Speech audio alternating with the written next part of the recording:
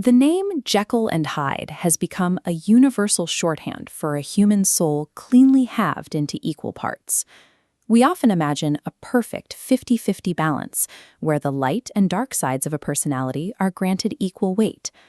However, Robert Louis Stevenson's original text describes a far more complex psychological reality than this symmetrical caricature suggests. Stevenson describes a transformation that is far more specific. Rather than creating a saint and a sinner, the potion isolates the most destructive elements of a man who was already prone to secret vices, leaving the original Dr. Jekyll as he always was, a mixture of both. This distinction reframes the story. It shifts from a simple horror tale about a monster into an exploration of the structural consequences of human hypocrisy. The narrative follows a lawyer named Mr. Utterson through a London defined by fog and rigid social codes. He is tasked with investigating a bizarre legal connection between two men who seem to share nothing in common. Dr. Henry Jekyll is the image of Victorian success, a large, handsome, and highly respected man of 50 who spends his time on high-profile charitable endeavors.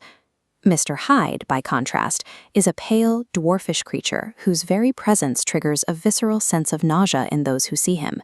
He carries a snarl that suggests a total lack of social restraint. These two entities occupy the same biological space, yet their physical and psychological footprints are in direct opposition. Dr. Jekyll lived at the center of a society that demanded a flawless public mask. As a wealthy, religious man of science, he was bound by expectations of honor and decorum at all times. Jekyll admits to a profound duplicity of life. He was obsessed with his public reputation, yet he was unwilling to abandon the private pleasures that would have ruined his social standing. Jekyll used his laboratory to build a chemical firewall. He sought a way to separate his urges from his identity, allowing him to indulge his secret life without risking his public honor.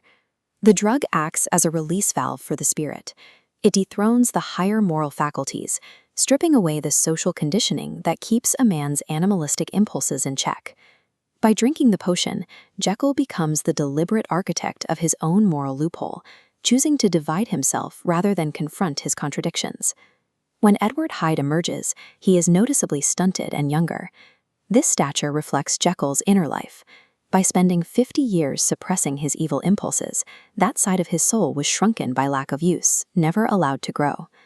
Psychologically, Hyde is a creature of pure malice. He operates without the burden of empathy or reflection, focusing exclusively on his own immediate bestial gratification.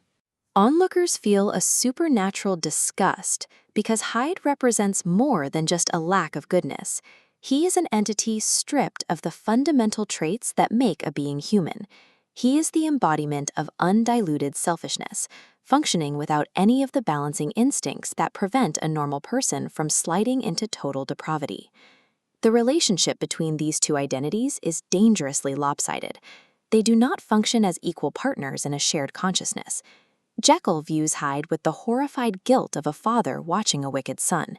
He feels responsible for the monster he created, yet he is unable to control its actions. Hyde feels no reciprocal connection. He views Jekyll as a tool, a convenient disguise to be discarded or used whenever the law draws near. Stevenson describes this dynamic as a bandit retreating into a cave. For Hyde, the doctor's respectable body is nothing more than a sanctuary, where he can hide from the consequences of his crimes. This dynamic dooms the host. Jekyll's paternal pity is easily manipulated by Hyde's sociopathic indifference.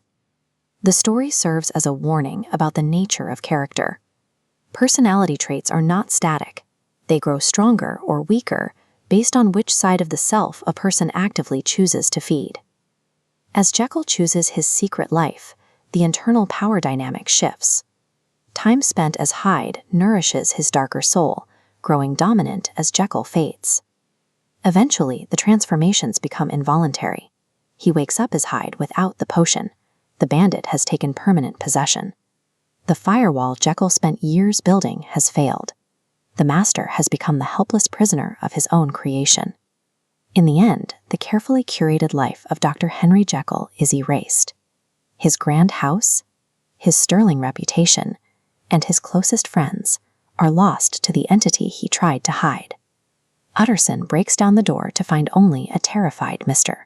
Hyde, who takes his own life rather than face the gallows.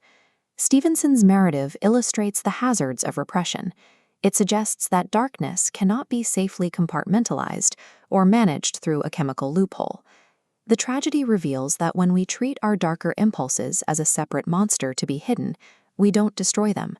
We only ensure that when they finally break through, there is nothing left of the original man to stop them.